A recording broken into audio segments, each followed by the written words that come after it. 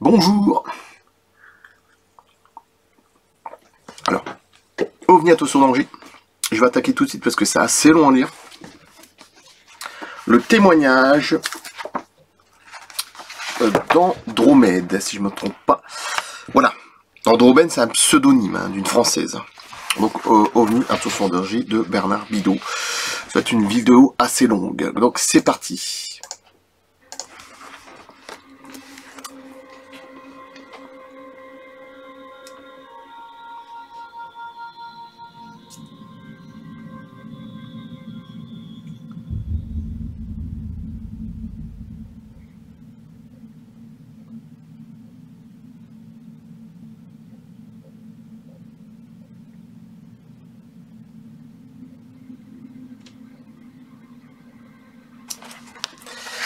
Le témoignage d'Andromède. Andromède est le pseudonyme d'une Française que j'ai connue par l'intermédiaire de Georgia, l'histoire d'avant, hein, une amie de Bernard Bidot. L'abductée précédente, elle ne veut pas que tout ce qu'elle a vécu soit écrit, car elle pense qu'on ne le croirait pas. Je respecterai donc son souhait à son anonymat, car elle veut garder sa tranquillité et de ne partager ses expériences qu'avec ceux qui ne le prendront pas pour une douce rêveuse. Je la comprends, mais qu'elle sache que le témoignage qui va suivre a déjà été entendu par beaucoup d'ufologues avec des variantes de la bouche de milliers de terriennes et de terriens dispersés sur la planète, qui se connaissent et qui ne se connaîtront jamais.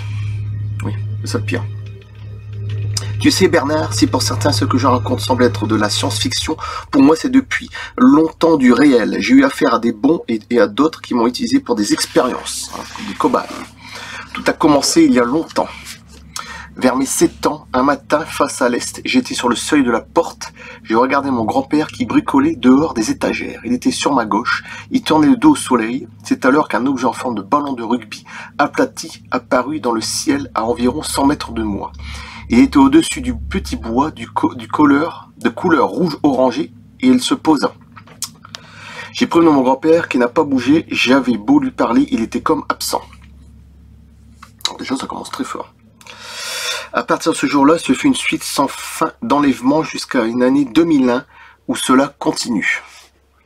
Suite à cette apparition, j'ai eu des contacts répétés, des boules lumineuses qui venaient me chercher la nuit. Je me retrouvais dans des endroits assez incroyables, d'une autre nature, peut-être d'un autre monde, ce qui n'est pas impossible car la végétation n'avait rien à voir avec celle que l'on voit sur Terre.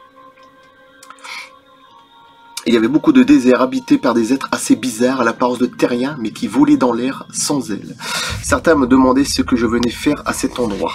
Avec le temps, il n'est pas facile de dire si je vivais ces voyages réellement physiquement ou si c'était une sorte de film que l'on me passait dans la tête. Un jour, je me suis retrouvé avec eux sur la face cachée de la Lune. Je me souviens qu'il y avait des portes immenses dans la roche.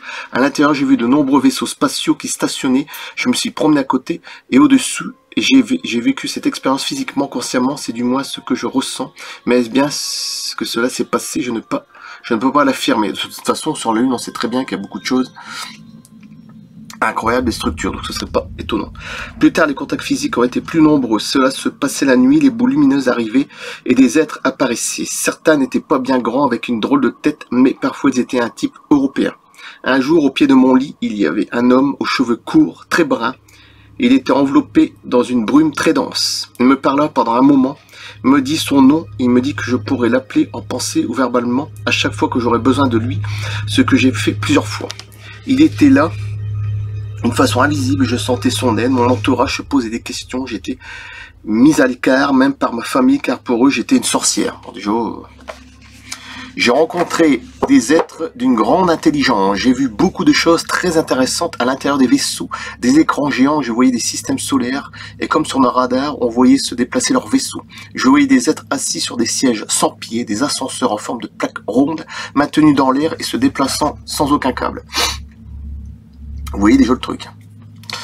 Mes petits-enfants ont déjà eu des contacts. Mon deuxième petit-fils, 2 nuits de suite, début juillet 2001, nous a demandé ce qu'étaient ces boules lumineuses venues dans sa chambre, là où j'habite, dans l'est de la France. Mon premier petit-fils nous avait posé la même question lorsque j'habitais à Orléans. Le même scénario se met en place, pour eux comme pour moi, quand j'étais enfant. Donc ça se répète, c'est par génération.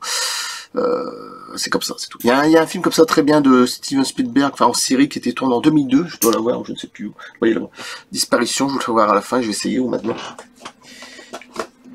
Et je vais essayer. Ah bah nickel, vous voyez, voilà.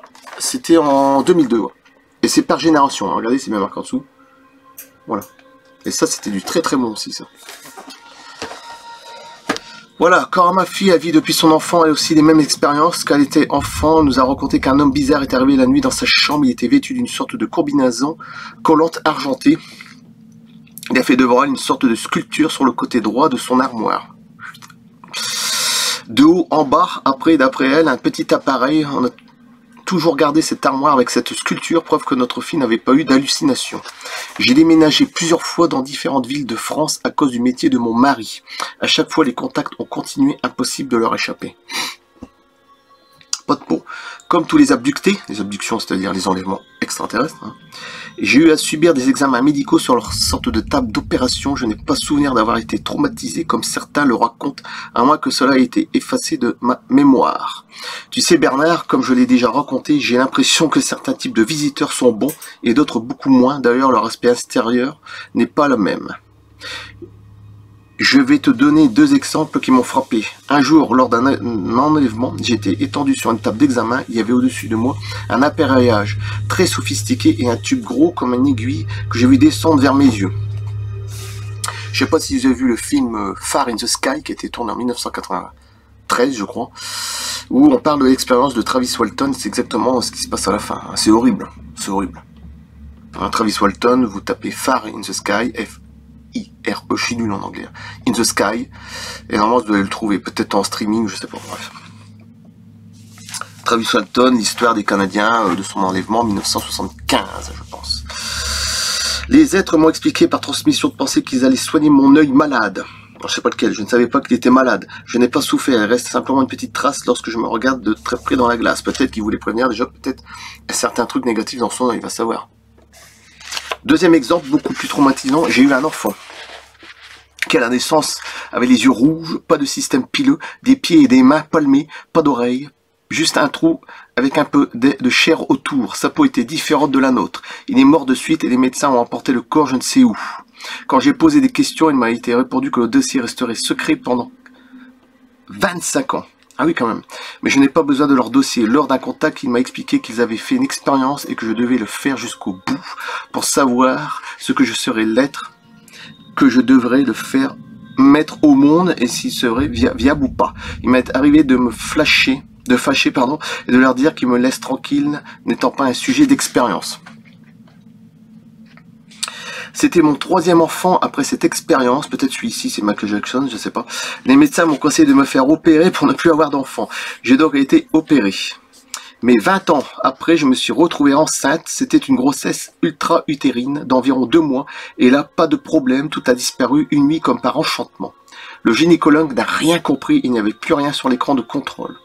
Quand je suis venu ici dans l'Est, j'ai eu une nuit de la visite de 3 humanoïdes. Je n'ai pas pu me défendre. Me dire qu'ils allaient me greffer des ovaires, j'ai refusé catégoriquement. Le lendemain, sur ma cuisse droite, vers l'entrejambe, j'avais une marque ronde, grande comme une pièce d'un franc. C'est-à-dire à peu près ça, un franc, je ne sais plus c'était l'époque, bon bref. Le pourtour était tout rouge, l'intérieur couleur rosée et autre au centre.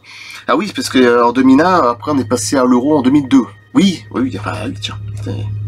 Comme la marque d'une piqûre couleur foncée, cela est resté apparent durant 48 heures, puis tout a disparu comme par miracle. Sur ma pelouse, allez savoir pourquoi, il y avait la marque d'un triangle 2 mètres de côté avec à chaque coin un petit cercle. Lors d'une visite chez le gynécologue en l'an 2000, donc c'est ça, on était encore enfant, hein, évidemment, il a vu mes ovaires, ce qui scientifiquement était impossible. Vous voyez le truc de dingue. Je me suis déplacé de façon particulière avec un être que j'aime bien. Il est très grand, toujours en combinaison moulante, soit argent, soit bleu ciel, avec une ceinture surportant un petit boîtier muni de boutons comme moi. Il agrandit la ceinture en le passant autour de moi. Il appuie sur un bouton du côté gauche et immédiatement nous nous retrouvons à l'intérieur d'un engin. Cette histoire-là est même encore plus fascinante que celle que j'ai fait juste avant la vidéo. Moi, je trouve. C'est vraiment super. J'ai fait plusieurs fois ce genre de déplacement, même lorsque j'habitais en étage avec dans une HLM, pardon. Rien n'empêche les visiteurs ni les boules lumineuses de venir me voir à l'endroit où je me trouve. Plusieurs fois, des voisins avec qui nous nous entendons très bien nous ont dit qu'en revenant du cinéma vers minuit, il avait vu des boules lumineuses sortir de notre balcon. J'ai rencontré dans la journée plusieurs fois des êtres venus d'ailleurs, mais là ils étaient habillés comme nous. La seule différence était qu'ils me parlaient par télépathie, transmission télépathique. Hein, de toute façon, c'est bon. Ce n'est pas facile à expliquer, mais je sais que toi, Bernard, tu ne comprendras, puisque tu as déjà eu ce genre de dialogue avec eux, Bernard Bidot. Hein. Ils peuvent parler notre langue et j'entends avec mes oreilles ou par télépathie. Dans ce cas, j'entends les paroles dans ma tête, leurs lèvres ne bougent pas, ou alors très légèrement. Un peu comme du ventriloque, je sais pas comment on appelle ça, mais bon, là c'est pas pareil. Je crois que c'est ventriloque, hein. Ouais, je crois. Lorsque j'ai habité dans la région de La Rochelle, au bord de l'Atlantique, j'ai passé 6 années vraiment magnifiques où j'ai rencontré des gens qui se sont devenus des amis, vivaient les mêmes expériences que moi et pouvaient donc me comprendre. Nous avions l'impression d'appartenir à la même famille. De toute façon, pour eux, on est du cobaye, donc ils font ce qu'ils veulent. Quel plaisir de se retrouver, de pouvoir parler de nos connaissances venues d'ailleurs, c'est car ici-bas, on se sent seul, on a l'impression d'être des exilés, c'est ce qu'on ressent. Heureusement, mon mari a eu aussi quelques expériences avec ces êtres, ainsi que mes enfants. De cette manière, je n'ai pas de problème, comme certains dans ma vie hein, familiale, voilà, comme là. C'est exactement le même truc, Tekken, disparition. Et je crois que c'est 2002, ouais, c'est ça. Et c'est magnifique ça. Voilà, un jour je me le retape. Encore une fois, Spielberg, je crois qu'il a bien compris le truc. Voilà. Et une nuit, mon mari m'a raconté l'aventure suivante. Nous dormons dans le même lit et s'il arrive quelque chose à l'un d'eux deux, l'autre ne s'aperçoit de rien, comme si quelqu'un nous avait endormis très profondément. Cette nuit-là, il reçut l'ordre d'aller au WC, aux chiottes. Croyant rêver, il ne se leva pas, mais l'ordre devenant plus insistant, il se leva. Au pied du lit, une boule lumineuse l'attendait qui l'accompagna jusqu'à dans les toilettes. Déjà, ça commence fort. Il se rappelle qu'il s'est senti malade, il ne sait pas combien de temps. Ils sont restés ensemble dans cet endroit insolite très tôt le matin. Il était très perturbé. Quelque chose le poussait à retourner voir dans les WC. Et là, il entendit du bruit derrière la cuvette. Il se pencha et trouva un canari de notre petite volière. Le pauvre oiseau était complètement épuisé, la cage était toujours dans la salle à manger, avec toutes les petites portes bien fermées. L'oiseau n'avait donc pas pu les ouvrir lui-même, et de plus, comment on aurait pu ouvrir la porte des WC? Ouais, bah, ça serait un sacré oiseau. Et la refermer derrière lui. Pourquoi cette mise en scène? Quel message symbolique pouvait être caché derrière cette histoire d'oiseau? Une nuit, un être de carrure assez impressionnante, grand sur de lui, cheveux très courts, de peau claire, presque blanche, d'un type européen, en combinaison argentée avec des petites bottes montant jusqu'à mi-mollet, s'assit sur le bord du lit. Il me demanda de lui montrer mes yeux car j'avais mis mon bras gauche devant mon visage. J'ai retiré mon bras immédiatement, je me suis retrouvé quand j'étais bébé dans mon petit lit et là j'ai vu que j'avais de la visite car ce même être remettait sur moi la couverture que j'avais écartée en remuant mes jambes. Puis je me suis retrouvé dans le ventre de ma mère, j'entendais les bruits extérieurs, les paroles, la vie autour de ma mère, c'est une expérience incroyable. Donc en fait, elle a rapetissé, ouais. Elle est revenue à l'embryon pratiquement, hein, dans le magnifique, dans le fœtus. C'est un truc de dingue. Hein. Non mais là c'est quand même...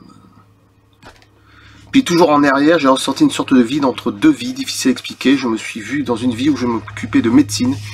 Même maintenant, je me souviens parfaitement du visage de ma femme, de mes enfants, de mes parents. À cette époque, je marchais dans une rue. Un homme était assis sur un banc de pierre. Comme j'étais médecin, j'ai vu qu'il avait la jaunisse.